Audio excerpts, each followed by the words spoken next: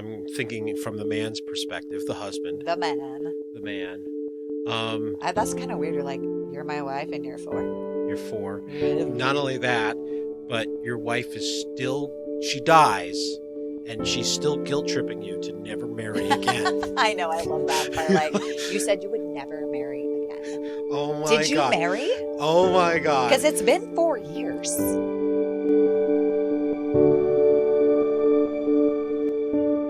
Welcome back to What's in the AF. I'm Tawny. I'm Steven. And what I'm talking about is something I find very, very interesting, and that is reincarnation and the stories of people who've said they are reincarnated. Because it's weird. And I like it. I was Napoleon. Really? You remember that? You remember all those battles? You know they cut off his wiener and it was in a jar and exchanged many, many hands. In more ways than Whoever one. holds this is all powerful. This is Napoleon's number. Literally. So I'm very interested in this subject because Most of my Napoleonic wieners were counterfeit too. You know, oh, yes. There's people selling the London Bridge and Napoleon's wiener. People are always selling trinkets that are not said trinkets, especially in the religious sector. Like this is Jesus's, stabby pole thing. What's it called? The spear of The power. spear, yeah. People selling pieces of wood, saying, "Yeah, this was it. This is the true cross." This is yeah. Just imagine you're at a pub, and a guy whips out his trench coat with true cross, Napoleon's wiener. The spear of destiny. Yeah. Yeah. Some of the metal nails that went through his hands. Yeah, all of it. Just Yes. one guy at pubs. Yeah, no thank you. Some fingers from some saints because they love to cut them in pieces and ship them around to all the churches. Man, the memorabilia market. Yes, that would have been a time to be, that kind of snake oil salesman.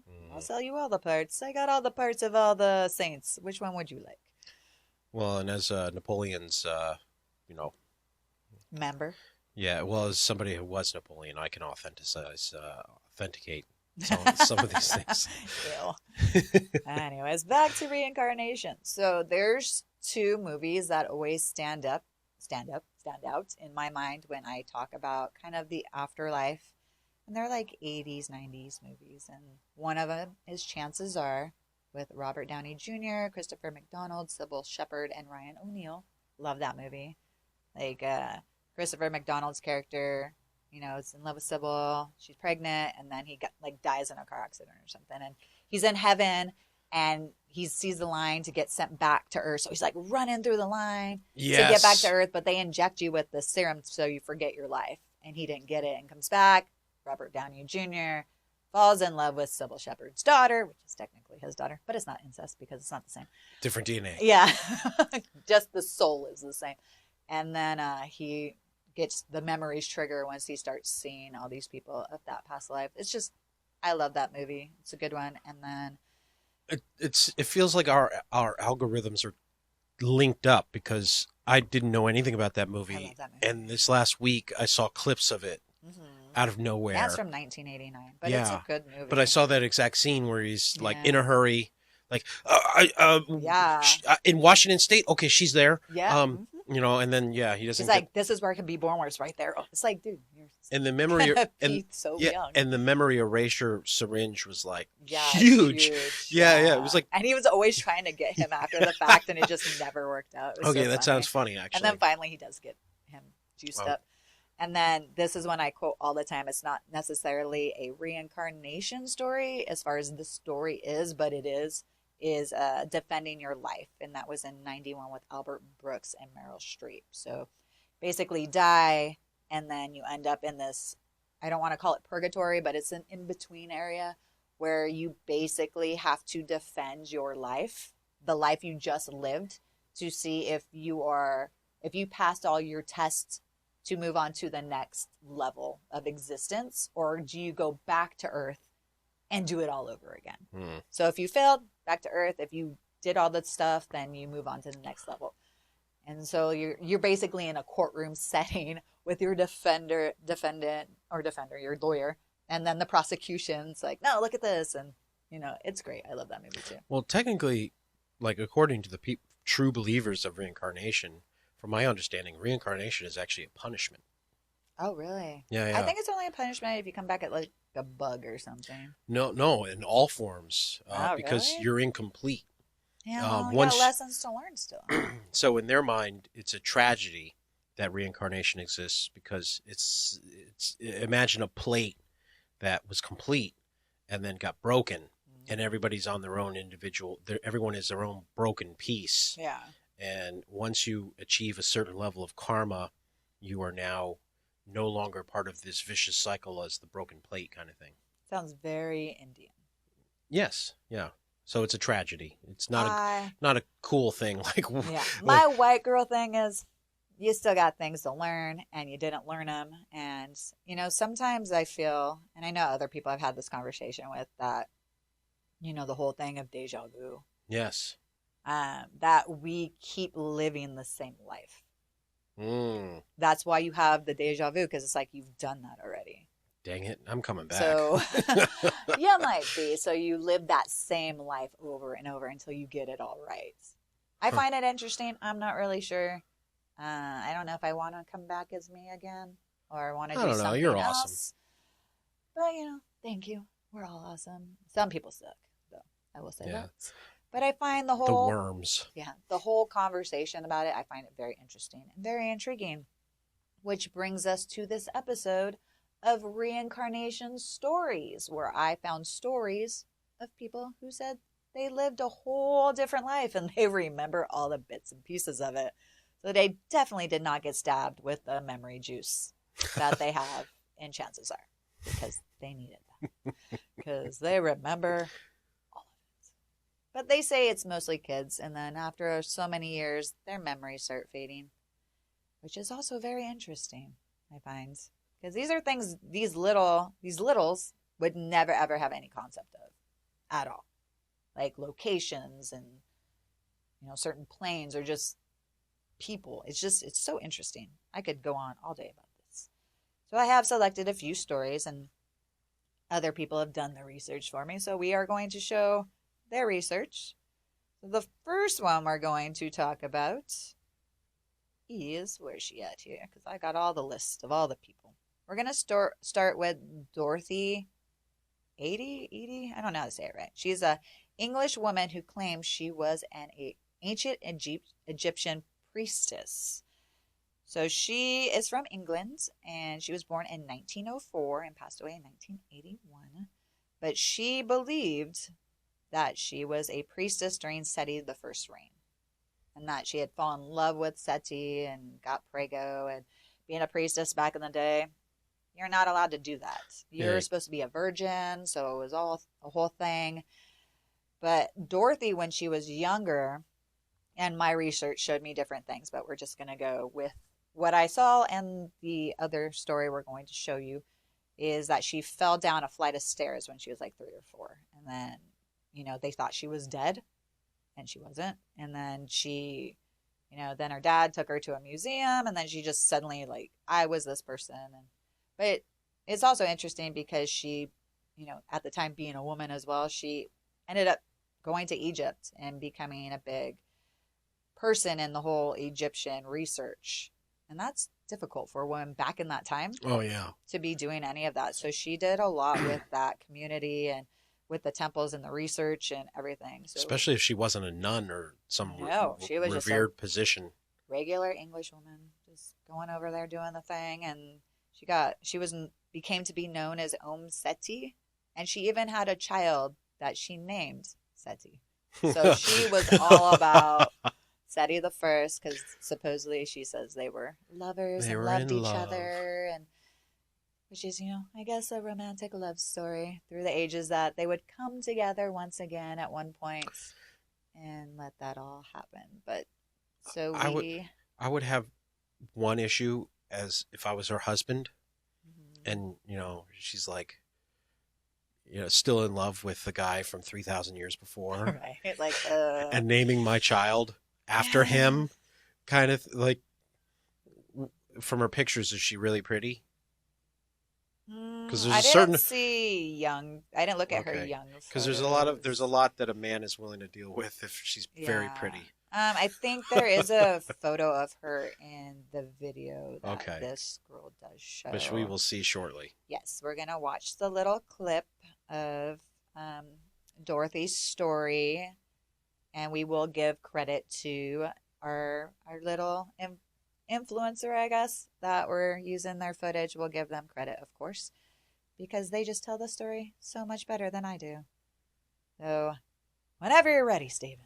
Alrighty. To Irish parents, Dorothy Eady's remarkable story began at age 3. She had fallen headfirst down a flight of stairs in her home and was knocked unconscious. Accounts disagree on what actually happened next. Some say she was pronounced dead before suddenly reviving, but others claim she merely suffered a rare brain injury of some sort. Whatever the case, this incident forever altered her. For one, her speech patterns had noticeably changed, and she also began asking her parents to take her home. Sometime within a year after her accident, Dorothy's parents brought her to an Egyptian exhibit at the British Museum. It's at this point that her story truly gets strange. Wandering among the artifacts, it said she suddenly pointed to a photo and cried, "There is my home." The image was the temple of Seti I, who was the father of Ramses the Great. Dorothy insisted that she had once lived in that very building, but then noticed that something was missing, saying, "Where are the trees? Where are the gardens?" She then began joyously running around the Egyptian rooms in the museum, kissing the feet of statues, saying she was now, quote, amongst her people.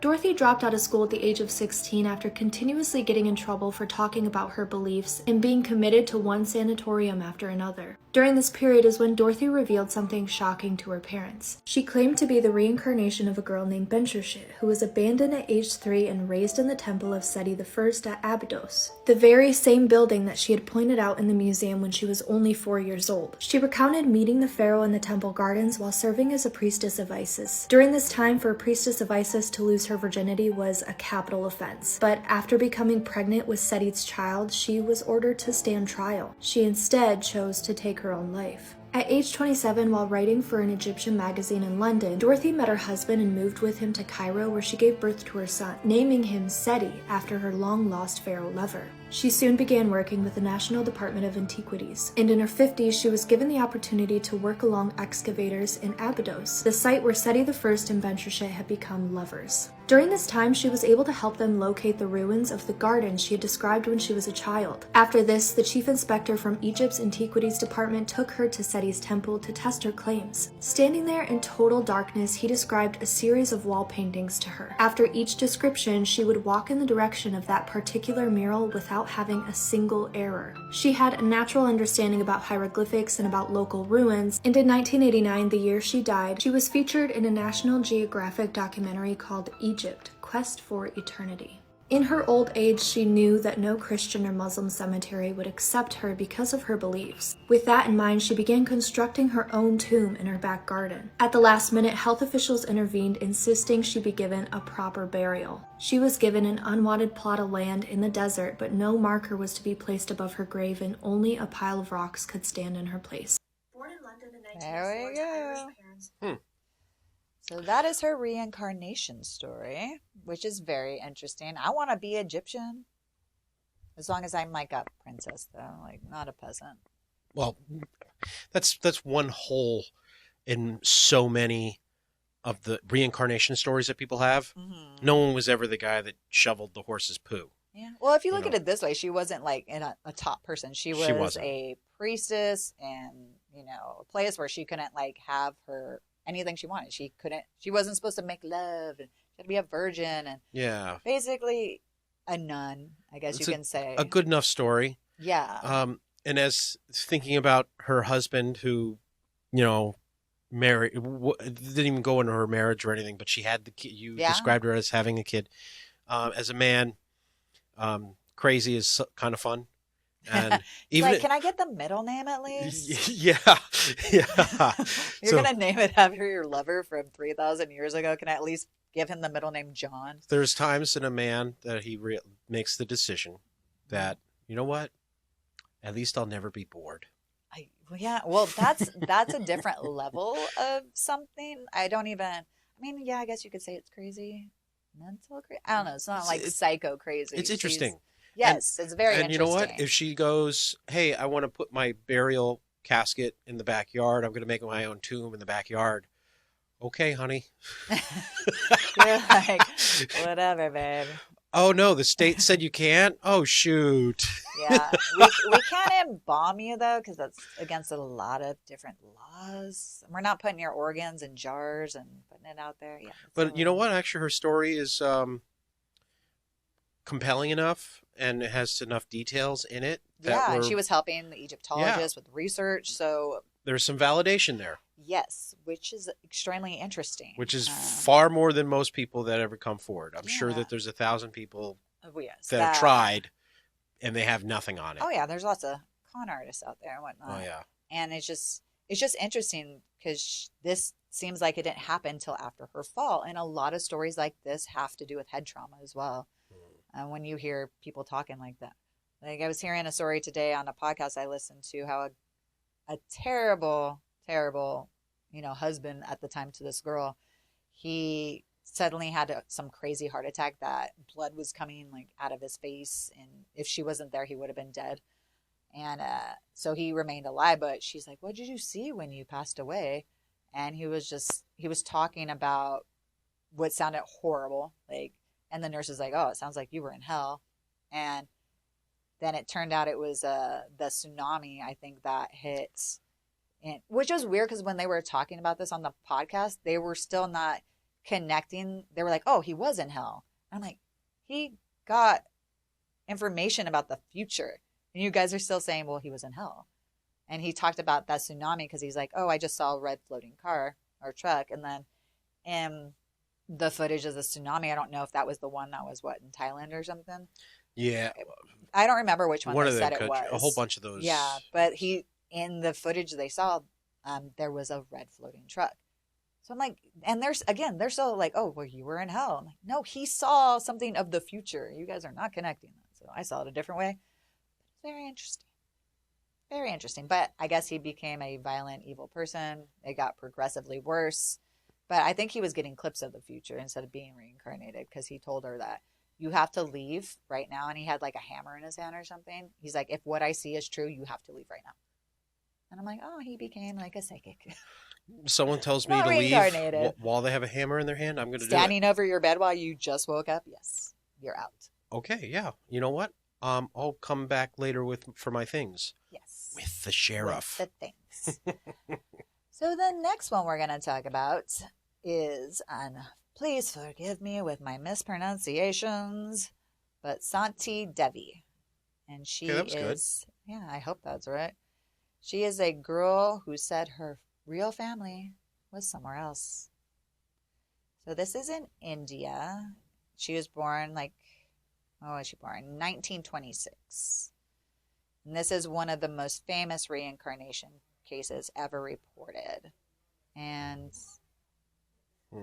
people love talking in the hallway here. So loud. Okay, so Santi was born in Delhi in 1926, and when she was around 4 years old, she reportedly began telling her parents her real home wasn't in Delhi. How rude. You're 4. This is your house. Well, to be honest, if I was 4 years old in Delhi and I'd seen any pictures of anywhere else, I would also... This is not my home. This ain't it. I don't like this. Like, ew. No, thank you. Can we go to the swimming pool? Can we go anywhere? Can we go anywhere but here? Yeah. I'm guessing it's an Amazon delivery. I guess so. Okay, bye. Bye. Have a great day. Anywho, back to me. It's always my episode. Always my episode. It is. Somehow it is. Where I'm constantly interrupted by the hallway talking. Anywho. So yes, Delhi was not Santi's home. She's like, no thank you. This place, yuck. And she was saying her real home, and I don't know if this is any different than Delhi, but Mathura, if I'm saying that right, or Mathura. Maybe Mathura. That sounds better. And that was roughly 145 kilometers away, or in English, or American English, 90 miles. Okay. Now I get it. Far, far away. How many football field distances? How many football fields? A lot of football How many eagle widths? It's a lot of beer cans. That's all I'm saying. So, yes, her real home to her was 90 miles away. And she reportedly claimed that she had previously been a woman named Lugdi Devi, which is weird. Same kind of last name. That was born in 1902 and died in 1925. So she was born about a year-ish, depending on the month, later. So, crazy. And Santi said that she had died after giving birth. Which, you know, it's a risky thing. Pretty Still common, is today. Pretty common around the world, and Very especially like 100 years ago. Yes, very common thing. Still happens a lot today, unfortunately. It is a rough thing, giving birth. She reportedly remembered being sick after the birth and then eventually dying. So it makes me wonder if they just forgot to pull out whatever that thing is called. Everyone's yelling at me right now. The afterbirth. Yes. Because if you leave that in, you can get super infected, sick, die, or, you know, she could be hemorrhaging too. So a lot of issues that could have been that. Well, that, and back then the doctors didn't even know to wash their hands. Oh, I know. Gross. Yeah. So she described her previous husband, her home, family members, details about her private life, events surrounding her death, and eventually, you know, people started investigating her claims because they're like, what is happening here?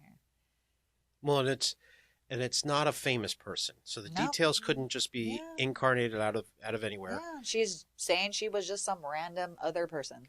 She wasn't, you know, whatever they have in India. Yeah. I don't know what their high people are called over there. And the same thing is the first story is 4 years old, just getting itty good. bitty. Yeah, just learning basic words. Yes. And now she's coming up with a whole name, a complicated yarn. Yes, another town that's super far away.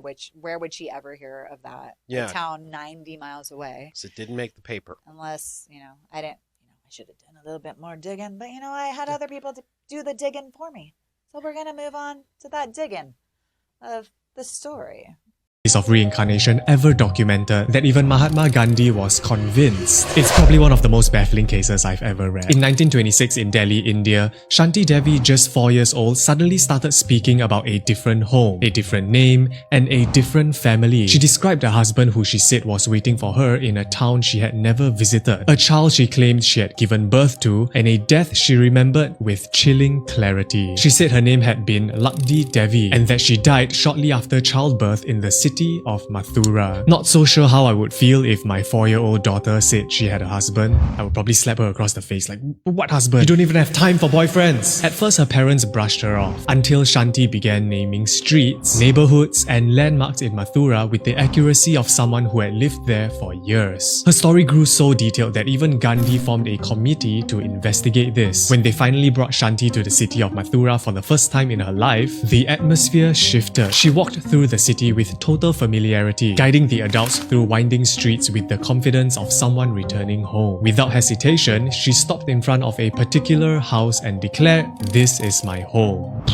How did she know? Inside, she met the man she called my husband and instantly recognized him. The husband asked, "Can you tell me something only you and I know?" To which Shanti replied, "We have a hidden cache in a dried up well in our courtyard. Inside there are 150 rupees. And I also remembered the promise you made to me that you would not marry anyone else. Did you keep your promise?" Upon hearing this, her husband broke down in tears. To this day, no one has fully examined how a young girl from Delhi with no exposure to Mathura or its residents could recall an entire life with such depth and emotional precision. Her case remains one of the most meticulously documented and haunting reincarnation stories ever recorded. There were many other strange things that happened during her trip to Mathura, and I deep dive into this amazing story in my latest YouTube video, so go give it a watch if you are interested. And he goes into more, so that's super.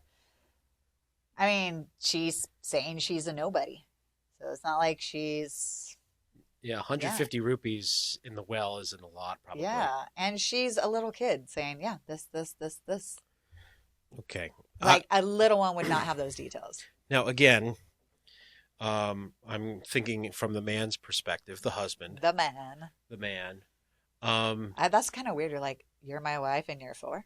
You're 4. Yeah. Not only that, but your wife is still, she dies, and she's still guilt tripping you to never marry again. I know. I love that part. Like, you said you would never marry again. Oh my God. Did you marry? Oh my God. Because it's been 4 years They're since I died, or could be 4.5, because, depending. yeah. Okay. The long pause.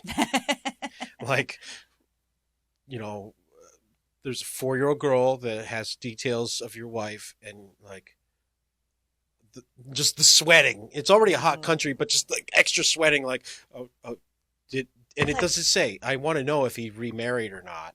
Like, I'm dying of curiosity if he got big. He's in the doghouse. His 4-year-old wife is in front of him, and His like 4-year-old wife. being in the dog. That is a weird Like, type when of. do you forget your memories again? They say. Yeah, that is the weirdest type of doghouse I've ever heard of. Could you imagine though, if like you were approached by that, like this little kid you've never seen before, saying, "I'm your wife. I'm 4. Did you remarry? Because you said you wouldn't." Not only that, but she spoiled the hiding spot. Yeah. Of the money. So dried now, up well. So he's gotta move the money now. Great. And he can't. God, and if he was dating somebody or anything, like, do they date? I don't know. I mean, I feel like when they're young, but once you get older, maybe you don't. Yeah, and just having to break. Say he was seeing somebody. Now he's got to break it off. With like, oh yeah, my wife came back from the dead, and she says that I kind of have to split it off with you. You're like, yeah, she's 4. Yeah, my kid is older than her. Yeah, our kid together is older than her. Because she died in childbirth, so yeah, her kid's like 5, she's 4. Oh my God. A play date with your mom, and could you imagine? Yeah. Oh my God, you look just like your father. Like, what? Gaga? That's such a wild story. And you know what? And to have Gandhi jump in, be like, we have to investigate this. That's a big deal. And again, this isn't a flight of fancy or it's just somebody throwing guesses out. This is pretty validated. Yeah. She came with all the receipts. Yeah, this one has a lot of receipts. Yeah, so there's even more that we didn't show because there's some credit to this one. Yeah. And we just saw in like a 2-minute clip. Yeah, if you want to know more, you got to go check out his YouTube. Yeah, and if anybody in the comments could tell us if the husband remarried, I'm dying of curiosity. You're gonna just have to go watch that guy's YouTube. Okay, yeah. Do a collab together. Or something. That guy's hilarious, though, by the way. Like, well, if my daughter told me she had a husband, you're not even allowed to have boyfriends. I'm going to slap you. It's like, that's every father with their daughters. Like, what's happening? And again, I'm the only man in your life. And again, I guess the chauvinist or the male-centric mind of mine is like going over, okay, we got 2 women who've been reincarnated. They have children and husbands or whatever. What does he think? I know. You're like, I would never pass the Bechdel test, I guess. Yeah. But there are 2 different situations. One is like your husband you have a child with, and she's still in love with her past guy from 3,000 years ago, names the kid after it, which is so weird. And then this one's like going after her old husband. Going, excuse me? Yeah. You weren't supposed to get remarried. You promised. That's so funny. And that's why she probably outed the well, because he probably did. Oh yeah, that might have been the second question she asked. She's like, like, I know exactly where that money is. Now you got to move it. Yeah, you're gonna give it. You got to split it with me. You got to split that money in half because that's half mine. Yeah. And I wonder if he did. You just have to watch the rest of that guy's story. There might have been a really creepy ending to that story, where he remarried her or something. Oh God, probably not. No. I don't. They're Indian. I don't think they're Muslim. Different sensibility back then. Yeah, that's true, because it was in the 20s or whatever. What was that, 1926? I'll remarry you when you're 12. Yeah, let's wait until you get older. Or, she marries her baby if it was a boy. Yeah. We here at What in the AF podcast no way condone childhood marriages. No, that's horrible. Don't do that. Don't do anything the children accept. Give them a happy life. Candy. Not from a van. Not from a van. No, or puppies or kittens. Yeah, regular circumstance candy. Yes, normal things. Okay, off of that tangent, we're going to now come to the U.S. and do a couple of U.S. people. Yeah. Yay, because... Best country in the world. Yeah, but, we did England and now India. In India, that's completely normal thing. Like if you talked about reincarnation, they just wouldn't care because that's totally just part of the culture. That's normal. They don't care. Whatever. My neighbor was reincarnated from a everyone probably has a reincarnation story. Just whether you can legitimize it or not, it's a different story. But to them, that's like, you know, telling them water's wet, so they don't care. Now our next one is in Oklahoma. So that's here. And the difference is why I was talking about, you know, India and this not being a thing is it's different when it comes to Christian culture. Like, yeah, you can say Jesus kind of rose from the dead and whatnot. But with this, like Christians are just reincarnation's a little different for them. They don't really believe in it as much. So for it coming from the next two stories, they both come from Christian families. Or at least did I do two? I know this one for sure is. So that's a little weirder for them and a little, they don't want to believe about it. But this is Ryan Hammonds, and again, 4 years old. And he remembered being part of Hollywood in his past life. So Ryan was born in 2004, so a lot more current than the other two of, you know, the 1900s. Still had dial-up internet. Yes. So Ryan was about 4 when he started telling his mother strange things about his supposed previous life. And like I said, they were a very Christian family. And Ryan would wake up, have nightmares, screaming, crying, all of that. And he just remembered this weird life that he had left behind. And I don't want to get too much into it because we have a video again of it. But he talked about like Hollywood and movie stars, traveling. He was a director. It was pretty interesting. He like met with the daughter eventually, and you know she corroborated a lot of. Did I say that right? Corroborate a lot of things he had said. So you know, which is also very interesting. But yeah, the person he thought he was, and I love this name, Marty Martin. And he was born in 1903. So Marty waited a while to jump into another body. Unless he did and then died again and came back. Because, you know, 1903 to 2004, it's almost 100 years. Yeah. So, like I said, maybe he's born in 1903. He died in 1964, sorry. That's almost a 40-year gap. Yeah, that's a big gap. I mean, he could have jumped into somebody else and then or it he just could have been didn't a work horse. out. He could have been a horse. Yeah, could have been anything, really. Yeah, Or maybe he was just taking a break because he was tired before, you know, having a new life. It's like, I'm tired, man. I'm tired, Jesus. I just need a break. So, yes. And it's very interesting because he recognized Marty from, like, some photos the mom brings out. And, you know, he was, like, a background actor. It's just, this is old Hollywood time. So it's very interesting to see all this. But Marty did suffer with a lot of health issues, and that's a lot of what the Ryan remembers. So those are kind of like traumatic things that suck. Oh God! Because you don't really hear about all the other stuff. You just hear like, oh, I was this, I did that. You know, this kid's like was having nightmares of the death. Well, and you're 4 years old. Yeah. And you're reliving all of the bad health issues of someone else. Yes. No thanks. Like the information I found said he was suffering with like leukemia, and it says cerebral hemorrhage, but then the video talks about like his heart exploding. So I mean, it could be a combination of different health ailments. But to be 4 years old and have memories of all these things is terrible to me. But he's ahead of the game. He gets to experience the problems of getting old and then being young and healthy. So he gets appreciating it? Yeah, appreciating the youth and the health, I guess. I don't know. It sounds terrible. So let's get to the video. Life sucks. Getting old sucks. A 4-year-old boy from Oklahoma began waking up screaming in the middle of the night, clutching his chest and gasping for breath. His mother found him drenched in sweat, trembling as he whispered desperate words about his heart exploding and being unable to breathe. What started as nightmares evolved into one of the most compelling and scientifically documented cases of past life memories in modern history.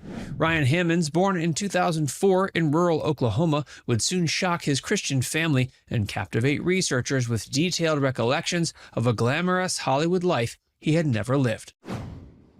The emergence of memory. It was scary at times because he wouldn't sleep at night. He would wake up in the middle of the night screaming and crying. One night, he said, "Mom, I have something I need to tell you. I think I used to be somebody else." He started just telling me these stories about how he had lived in Hollywood. Ryan Hammonds was born in an ordinary Christian family in Muskogee, Oklahoma in 2004. His parents, Cindy and Kevin, maintained their faith and daily routines through tranquil years, until Ryan's 4th birthday marked the beginning of a torrent of unexplained chaos. The boy was seized by violent, recurring nightmares. He clutched his chest in the dark, gasped for air, and wept about his heart exploding. When comforted, Ryan revealed an agonizing detail. He believed he had already died, and not as himself. At first, his mother attributed the nightmares to psychological growing pains. She consulted pediatricians, hoping for an ordinary explanation. Instead, the nightmares intensified. Ryan's dreams turned into waking behaviors. He staged movies from beneath his bed covers, calling out action like a seasoned director, and referenced settings like Hollywood, utterly foreign to his upbringing. Then came the confession. Ryan, with solemn seriousness, told his mother he once lived as someone else. At first, Cindy brushed it aside, thinking it was childhood fantasy, yet the stories grew more elaborate and specific. Ryan claimed he'd had 3 sons who were not his by birth, but who bore his name. He wept for the life and people he'd left behind, mourning lost children whose names eluded him.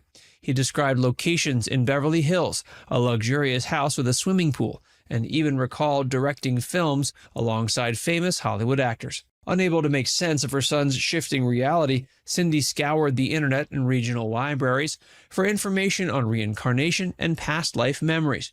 What she discovered was both reassuring and astonishing. Ryan was not alone.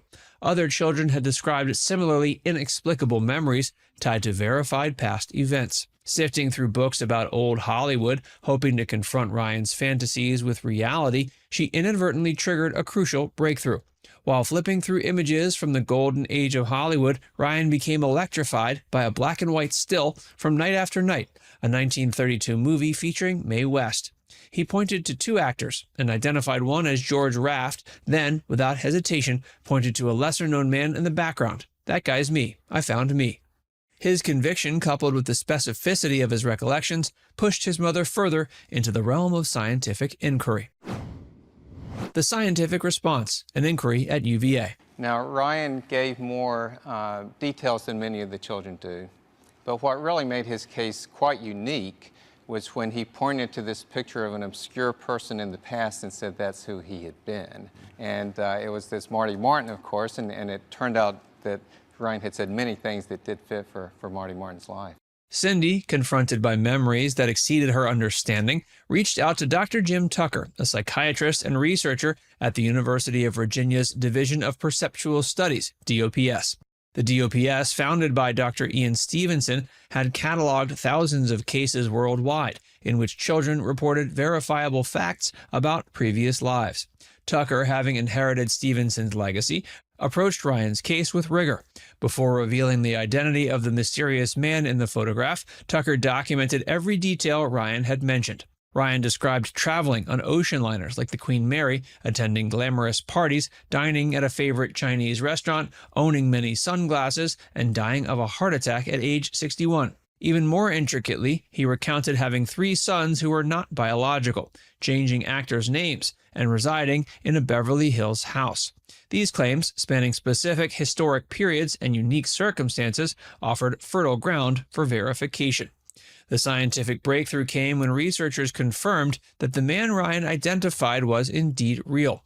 Marty Martin, born Morris Kolinsky, a dancer and actor who appeared as an extra in Night After Night before reinventing himself as a Hollywood talent agent. Martin's life, overlapping obscure corners of film history, was not the typical fodder of Hollywood biographies.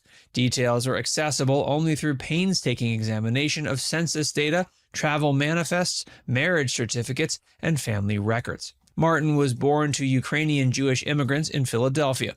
He journeyed with his surviving sister to New York, adopted Martin as his professional surname, and entered the Hollywood talent business, representing luminaries like Glenn Ford. His agency specialized in reinventing movie stars, often changing their names for stage appeal, strikingly similar to Ryan's specific memories about facilitating name changes for actors. Ryan's claim about 3 stepchildren proved especially remarkable. Martin married 4 times, with only 1 biological daughter but 3 adopted sons through his final marriage to Margaret Scoris. The boy's recollections, ostensibly impossible for an unconnected child from Oklahoma, matched the historic record in a way that stunned even seasoned researchers. And Ryan described Martin's dislike of cats, preference for dogs, peculiar fondness for sunglasses, and his political leanings, all corroborated by Martin's surviving family and the historical record. The journey to validation. To test the authenticity of Ryan's memories, Tucker arranged for the family to travel to L.A. The boy was brought to the former site of Marty Martin's home on North Roxbury Drive, a location Ryan had described with unsettling precision. He recognized the house, detailed its structure and features, and instantly identified a swimming pool he'd never seen before. The layout of the home matched Ryan's childhood descriptions, reinforcing the possibility that his memories transcended ordinary explanation. Ryan's knowledge extended to Martin's agency building, which he recognized as if returning to a place of work after decades away. Observers chronicled his emotional, confident response and commented on how Ryan carried himself with a sense of longing, recognition, and nostalgia far outside his childhood experience. Perhaps most notably, Ryan met Martin's surviving daughter. Their meeting revealed a complex emotional exchange. Ryan recognized her from his memories, but felt a profound sense of loss, lamenting how she hadn't waited for him in the way he remembered her from decades prior. The daughter supplied verification for details Ryan couldn't have known. Her father's green car no one else drove, acquiring a dog at his insistence, and a long-term dislike of cats. Ryan's case became the focus of numerous television documentaries and scientific publications. His ability to recall 55 specific, independently verified facts about Martin's life, spanning the agent's obscure Hollywood career, detailed family dynamics, travel experiences, and intimate quirks, was recognized as one of the strongest modern reincarnation cases ever documented. So super funny. Sorry, daughter, not sister. Okay. But interesting. So, I don't know. Yeah, the daughter. It's so funny that he says, like, can't believe my daughter didn't wait for me. How dare you age? Yeah. It's like, what now? Yeah, women. You died. Men and women age. It's been 40 years. Yeah, that too. Died. Yeah. I can't look like a baby. Well, he was a director. They're rather insisting people. He's like, you're past your prime. You can't be a star. In fact, that might be the most compelling part of it is the director's mentality of like they're in charge of the universe. Oh yeah, that's true. Like, how dare you have gotten 40 years older while I was like floating in the ether. I would have been like, where were you for the last 40 years? Were you watching? What's happening here? What were you doing for 40 years? You abandoned me. You left me with Rude. a dog you insisted I had to get. Oh yeah, I had to take care of that damn dog. Like, you went out for cardiac arrest and you never came back. Rude. So, I don't know. I like that one just because it's an old Hollywood story, but I still find that very, very intriguing. That video had every type of stock footage. All the stock footage. Yeah, it was pretty bad. I love how they're talking about him like being sick and dying and heart exploding, and it's a lady in a bed rolling around. You're like, you couldn't have found one of a guy? He's a kid. He's a boy. It's a... I don't know. You know what? $10 for a couple clips. Yeah. They could have just made their own clip. Yeah. Just like, hey, Bob, can you go roll around in the bed? We're going to record you real quick. Yeah. We're going to put a little spinny cap on you so you look young. Yeah. Like, oh, my God. It was so funny.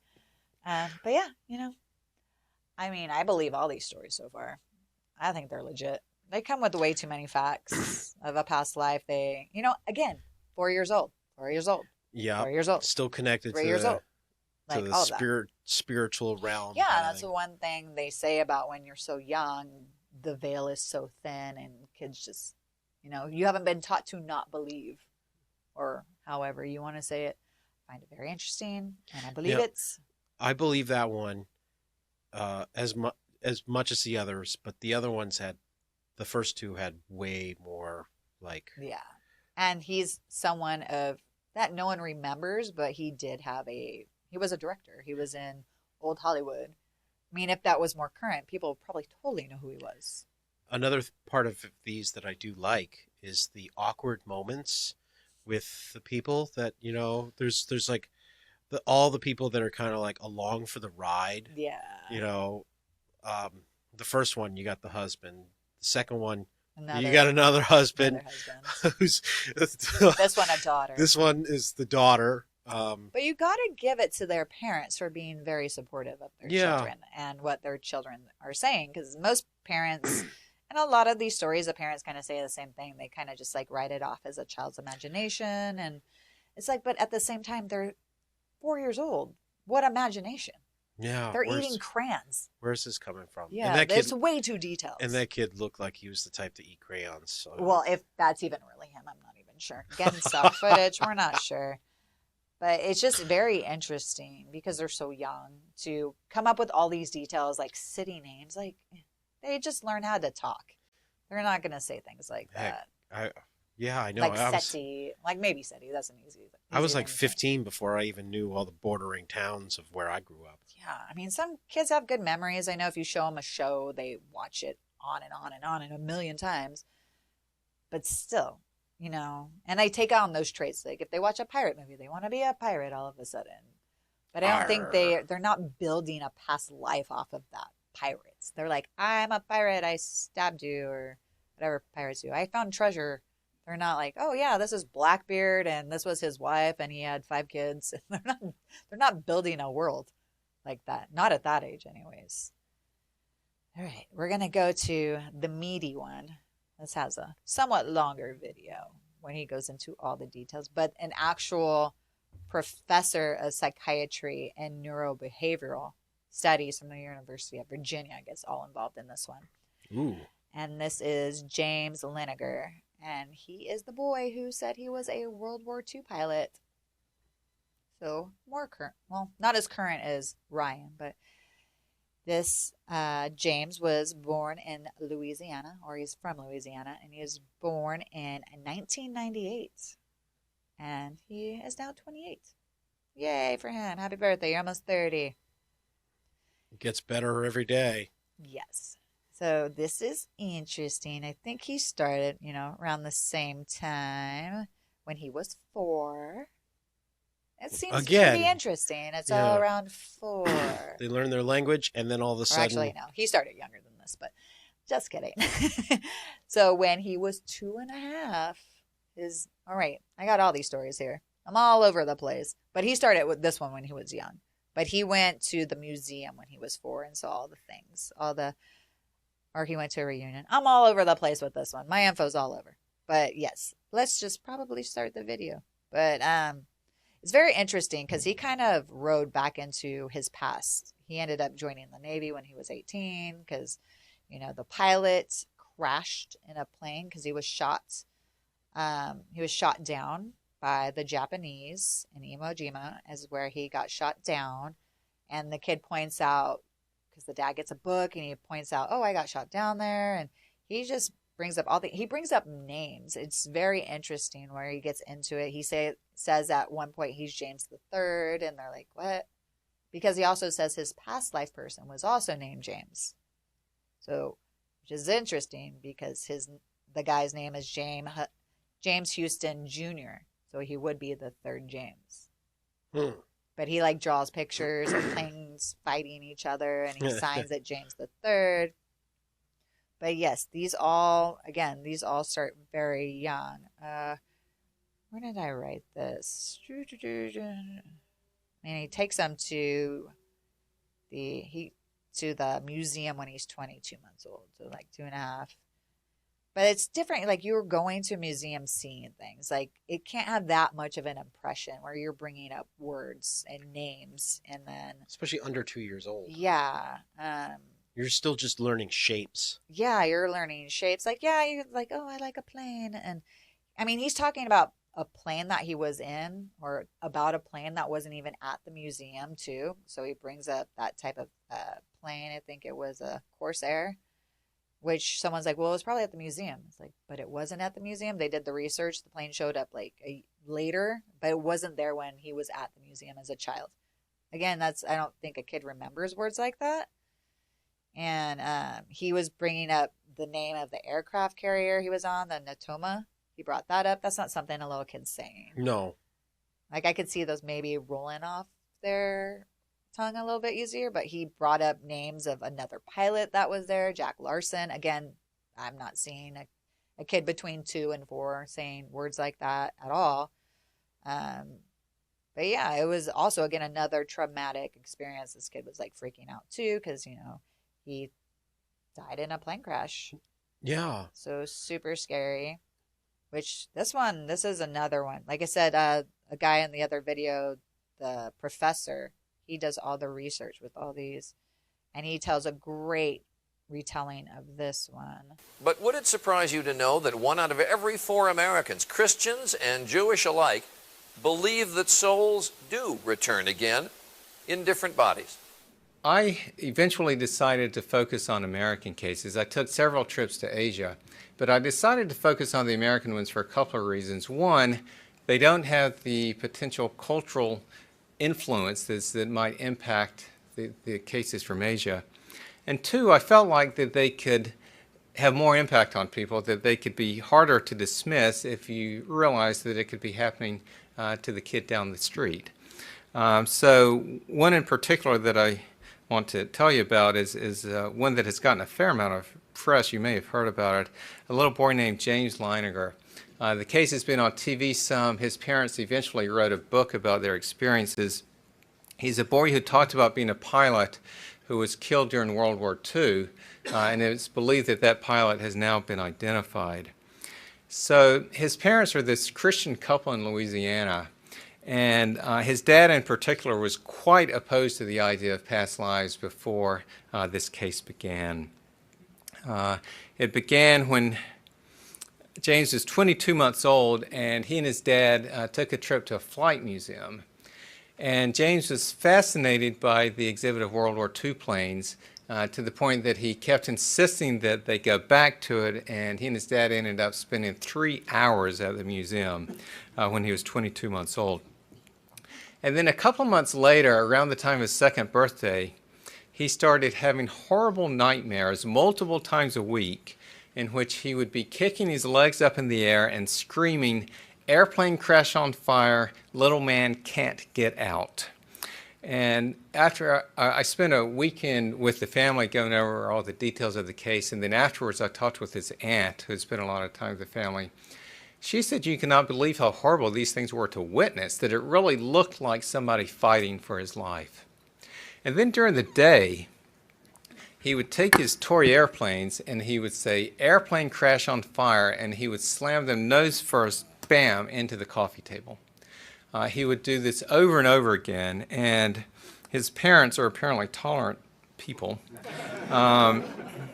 Because this is a picture of their coffee table. I don't know how well you can see it, but there are dozens of scratches and dents where he would say, "Airplane crash on fire," bam. So that looks very similar to what we in children's mental health call post-traumatic play, where a child who has experienced or witnessed something traumatic then reenacts the scene over and over again in their play. And when you combine that with his nightmares, he really looks like a child who'd been traumatized, but he had not been, at least in this life. And he didn't, but many of the children who describe violent lives show phobias as well. In the unnatural death cases, over 35% of the kids will have an intense fear toward the mode of death. And the other thing that a lot of the kids will do in their play, they will also reenact compulsively the occupation of the previous person. And in James's case, not only did he play with his toy planes a lot, but he took an old car seat and created a cockpit in the closet of his dad's home office. So his dad would be in there working, and James would come tumbling out of the closet as he was parachuting out of his plane. And then his parents were able to have several conversations with him after his 2nd birthday in which he could talk about this stuff while he was awake. What he described was that his plane had crashed on fire, that he had been shot down by the Japanese, and that he flew a Corsair. Now, I'd never heard of a Corsair, but it was a special plane that was developed during World War II. And After this case got some publicity, skeptics said, well, he just saw a Corsair at the museum and the name stuck with him. And in fact, if you go to the website of the Flight Museum, you see that in fact there is a Corsair there. Now, James's dad said there was not one there when he and James visited, so I looked into it and found that in fact his dad was correct. They had a Corsair.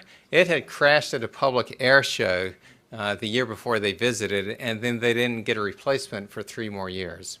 So that is not where he learned about Corsairs. He also said that he flew off of a boat, and his parents asked him the name of the boat, and he said Natoma, which I think we can all agree would be quite an unusual name to guess for a U.S. aircraft carrier. And in fact, his dad responded, well, that sounds Japanese to me. And James said, no, it was American. So after that conversation, Dad went and did an online search and eventually came across information on the USS Natoma Bay. He printed out the information, and the footer shows the date right here. When he printed it out, 8/27/2000. James was born in April of '98, so this documents that by the time he was 28 months old, that Natoma was part of the story. And it turned out that the USS Natoma Bay was an escort carrier that was, in fact, stationed in the Pacific during World War II. His parents would also ask him who he was during all this, and he always just said me or James, which they didn't make anything of at the time. They also asked him one time who else was there, and he said Jack Larson. This was all when he was 2. Now, when he was 2.5, his dad bought a book on Iwo Jima to give to his dad, James's granddad. And he was looking through it one day, and James came and got it in his lap, and they were thumbing through it when they came to a page with a picture of Iwo Jima on it. And James pointed at it and said, that's where my plane was shot down. And his dad said, what? And he said, my airplane got shot down there, Daddy. And his dad was just floored that his 2.5-year-old was talking like this. And then he learned that, in fact, the Natoma Bay did take part in the Iwo Jima operation. Then when James got old enough to draw, he drew, according to his parents, dozens, if not hundreds of pictures of airplanes and battle scenes, and he would always sign them James 3. Now, I thought that might be because he was 3 years old, but his parents said, no, they asked him, and he said, I'm the 3rd James, I'm James 3. And in fact, he continued to sign them that way even after he turned 4. So with all this going on, his parents did begin to wonder if he could be remembering a past life. So when he was 4.5, his dad attended a Natoma Bay reunion, and he learned that there had been a Jack Larson there. He had been looking for a Jack Larson among the war dead, but in fact this Jack Larson had survived the war and was even still alive. So James's dad went and visited him, and he learned that he was on the ship, on the Natoma Bay during the Iwo Jima operation. He also learned that one and only one pilot from the ship was killed during the Iwo Jima operation. This was a 21-year-old pilot from Pennsylvania named James Houston. So this means if James Leininger was in fact remembering a past life, it had to be Houston's life because he was the only pilot from the Natoma Bay killed at Iwo Jima. So what we can do is compare what James said with Houston's life. Now his parents say that he also talked about family life before the war, but we don't have any documentation of those statements that was made before Houston was identified. But what I can do is list all the items where we have definite documentation that was made before anyone knew anything about James Houston. Much of it comes from an interview that the Leiningers did with ABC News, again, before anyone knew if James's statements actually matched an actual pilot.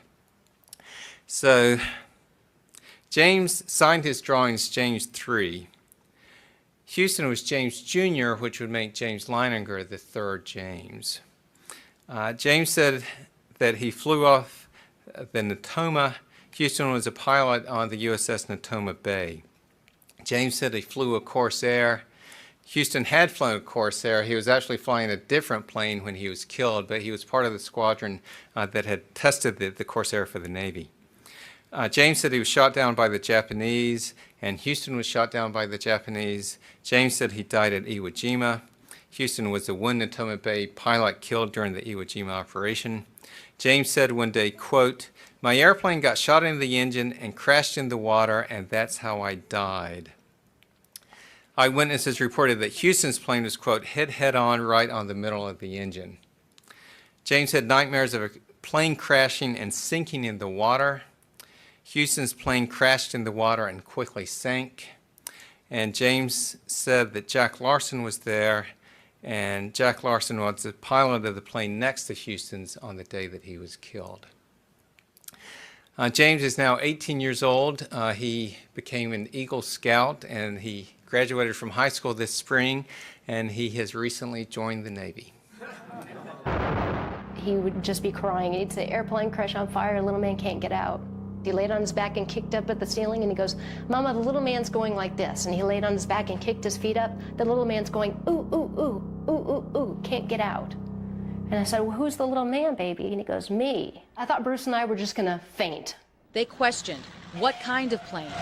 Corsair. Why did your airplane crash? My plane was shot down. Who shot your plane? He looked at me like I was a village idiot. He said, The Japanese. He said his name was James, But his name is James. whose plane took off from the USS Natoma Bay and was shot down over Chichijima. The Leiningers hoped to disprove it, but learned it was all real, including a pilot named James Houston. Leo Pyatt served with Houston. Yes, there was a Jim Houston, a rather large shell, just hit him in the engine, and it burst into flames and went down. James recognized other shipmates by name and told his mother about James Houston's most treasured possessions and his sisters, Annie and Ruth. It freaked me out. This looks like an amusement park ride, but to James, it's a World War II flight simulator. He has more than 50 specific memories. Reincarnation experts call it the most documented case ever. It's a great case because it is verifiable. See, isn't that crazy? Yeah, that one's got some validation to it. There's a lot of matchy-matchy in them stories. Oh, yeah. Yeah, yeah. And he was the only one that died. Mm-hmm. There's way too much. That Yeah, goes there's a lot of into correlation. all of that. So many details. Again, starting when he was like 2.5, and then continued, it says, till 4. I mean, it seems like he still has those memories. I've watched other interviews. I think it was with him because I've watched a lot of these videos of other people. There's a lot of stories. But yeah, it's wild. I even try to do a search for some of these people on Instagram to see if they were there, but could not find anybody. I mean, I don't expect, Santi Devi to be around because that was 1920 something. Well, there's probably 100,000 Oh, Santi yes, Debbys. and Dorothy's already passed on. But, we still got Ryan around and James. But I couldn't really find anything on social media for them. But it doesn't mean they're not there. I'm just not your typical woman who knows how to look things up on the internet. So I'm a perfect person to hide from. Because I'm like, I get too tired and lazy to do any of that. Let's put our PI on this. Yes, that is definitely not me. So of these 4 stories, which one do you believe the most or don't think is real?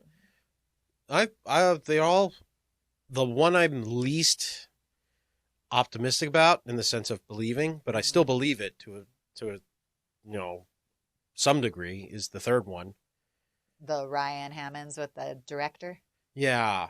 That's a little weaker. There's some details. A little weaker. But again, it's just like he was somebody of his time, but nobody knows who he is today. Exactly. And that was probably, the Martinson, whatever, probably doesn't even have a Wikipedia page.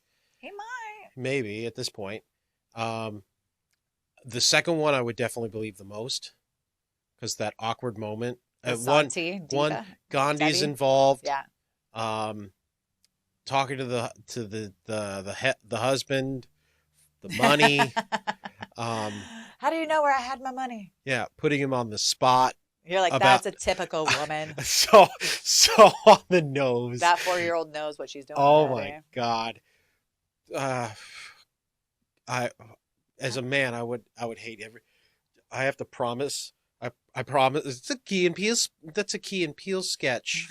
Of Isn't everything now? Yeah, I know. They covered everything in a couple of seasons. Yes. You mustn't marry after I die, and then she comes back and bumps into you 5 years later as a 4-year-old girl checking in on your promise. Oh my God, I love it. Oh my God. I think the funniness about it makes me believe it even more. Yeah. Because this cosmic universe has a very good sense of humor. Makes me think of that little tiny actress that's from India. She was in like American Horror Story. She's like literally like 2 feet tall. Really? Makes me think of her. Yeah, no way. I'm unaware of that show. So. Oh my gosh, it's a great show. I don't know. I believe all of them, but I definitely feel like the James Laniger is. That one's There's solid. way too many facts that line up with that. Well, especially for him being so young. That and the fact that they have like the guy who was going over it went, okay, there's stuff that we won't give any credit to that happened after that, more information was found out. We're only using the stuff that was said before any information was everything we have documentation of. Like he said he Yes. couldn't use this stuff before because it wasn't documented, so they're like, we're not using that. Exactly. So there was probably more solid proof, but because it couldn't be verified or whatever, they just like, well, we got enough other stuff. Yeah, and it does go into it more. James is, I believe it was his sister. Maybe that's where I'm mixing up the stories. She did send the family some artifacts that did belong to James that was sent to them after he had passed away. Well, and one thing that links all of these is nobody died a peaceful, happy death. No. Everyone died a trauma-related death.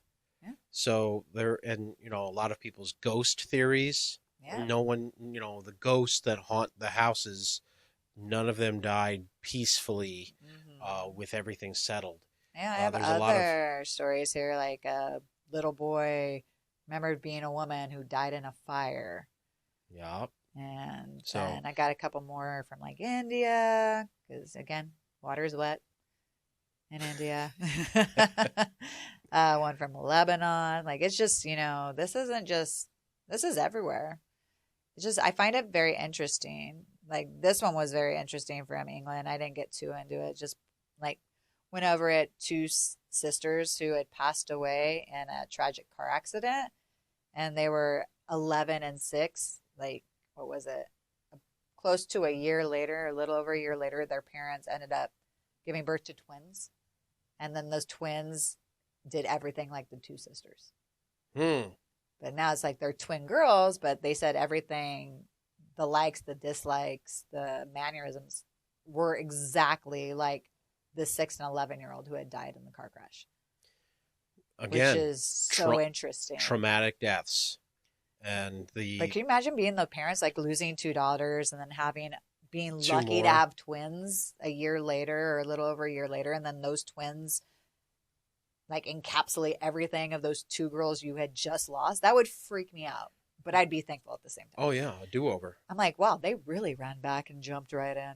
But it's just, I find this so intriguing. I believe all of it, as long as it comes with all the facts. I believe all of it. This is something that will intrigue me forever. And well, it's not some 30-year-old that's trying to cash in on some level of notoriety. yeah, like do any of these people get a inheritance from their past lives? Yeah, there's no benefit to them to do this. Well, the thing that I find interesting with Ryan Hammonds, who believes he was Marty Martin, the director, actor, everything, is like, that's an industry I'm interested in. So imagine having all that information and just being able to slide right in. Like, I know how to do all of this. I don't need to be taught.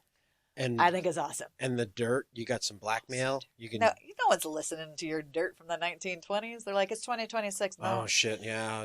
People were gay. You're a little out of date. Now No one cares. And Yeah. like, oh, that was a hush hush back then. Yeah. What? Yeah. She's pregnant with someone else's baby. It's like, no one cares. Yeah. Blackmail has an expiration date. Yeah. All those people are dead too. Yeah. What Everyone's dead. blackmail? Yeah. But you could probably make a great movie out of Yeah. it. You got some old Like- cinematography tricks, you know, Yeah. out of the, Makes me wonder match with what the new stuff. he does today, because again, he was born in 2004. You know, he's in his 20s now. He's a podcaster. Probably a podcaster talking about his past life or all the past lives. So have you guys had a past reincarnation experience? Let us know. I want to hear about it. I want to hear all the details. Tell me about your past lives. I'm sure I have, but I don't remember them because I had the forget juice. Forget everything Yeah. juice. I guess none of my ancestors or past lives had horrible, traumatic deaths that made it so that when I was 2 years old, I You're so wake up reliving it. to start Oh God, that sucks. Could you imagine being that young? Like, you don't even understand what's happening. Well, But then, I mean, I would think if I'm shot down in a plane and can't get out and I'm drowning as it's sinking, that's traumatic no matter what. Not that I would understand that as an adult either. and it could be just in the form of, the recurring dream. Do you have any recurring dreams that? Mostly zombies just chasing me. Okay. So, See, as a kid, I had one recurring dream that constantly happened. I haven't had it in many years, but I remember it vividly, where I was in a really flat area. Kansas. No, flatter. like think the salt flats. Oh. Yeah. All flats. Like super, like mathematically flat. Perfection of flats. Yes. Where I kept on, from like 4 to like 8 years old, I would have this dream on a very regular basis, and I'd come to, I'd like, It's too flat. It's super flat. And I haven't had that dream for a long time, but I still remember it That's a very real dream. vividly. Well, some Yeah. people feel dreams you're floating into other dimensions. Like you're Possibly. still you, but in another dimension, looking through who you are there, Yeah. which I also find that very interesting. Well, we don't know everything. We know the sky is blue. Is it? And birds are probably not government government spies. I love that one. Yeah, I know. And water's wet. We know a couple of things, but there's a lot that's not certain. We don't know shit. No, we only use 10% of our brain. We don't know much. Yeah. Imagine if you use the full 100, or at least even just 25%. You know what? If I had 100% access to my brain, I'd really be sad that I wasn't rich. No, if you could use your full potential of your brain, you wouldn't be able to deal, because everyone would seem like they're insects to you, because it would be so dumb. Like, that's why a lot of very intellectual people can't deal with us normies, because they don't know how to talk to us. They can't dumb themselves down. Not that we're dumb, but they can't bring themselves down to our level to understand. And a lot of that, you start losing like sympathy and empathy, and you lose what makes you human, because you're working on a whole different, like, so if you're 100%, you're like a robot, I think. No So, thanks. yeah, no. It's like the movie Lucy. It's a great movie. Didn't see it. What? I like that movie. It's Well- probably another bomb, but I love that movie. Yeah, too. it's the same it's the same concept in my mind. It's the same period of time as the movie Limitless. Oh, It's the same yeah. couple years Uh-uh. where all of a sudden people have access to their entire brain. Yeah. So, Anyways. if you've had a moment in your life where you were a young child and you had a recurring dream that you were a fire pilot Could have been or a firefighter, reincarnated. you might have been reincarnated. Tell us in the comments if you've had such a thing. And of course, your parents just told you, quit wetting the bed, and no, you weren't No. a horse racing guy or You were not Cleopatra. yeah. You are not Julius Caesar. 'Cause that's what everyone says they were in a past life, as someone famous. Except for these people who are relatively nobodies. Yeah, people that did not make the paper. Except for Marty Martin. He would be the most notable one. See, there's a lost opportunity with Marty Martin. That name alone. Yeah, I would have named him Marty Martin Martinson. That's probably it's not even his real name. That's his stage name. I saw one that said his full name, and yeah, it's what you expect it to be. Boring. All right, thank you, everybody.